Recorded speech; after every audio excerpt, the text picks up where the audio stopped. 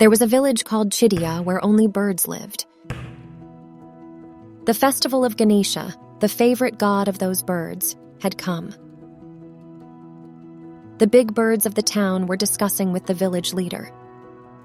Ganesha Chaturthi has arrived. This time Ganesha should come in a wonderful way.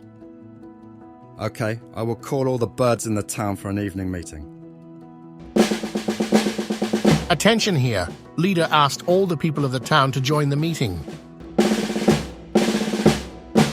Attention here. Leader asked all the people of the town to join the meeting. Same evening, whole village gathered to the meeting. Heartfelt greetings to all my relatives and friends who joined the meeting. Ganesha Chaturthi is coming up in a few days. Let's celebrate Ganesha this year in a very wonderful way. What do you think? Okay, senior. Yeah, let's celebrate. Okay, sir. Next day, village people near Leader House. Everyone gives as much money as they have to the village leaders. All the birds were beautifying the town for Ganesha's arrival. All the birds of the town welcomed Ganesha with great joy.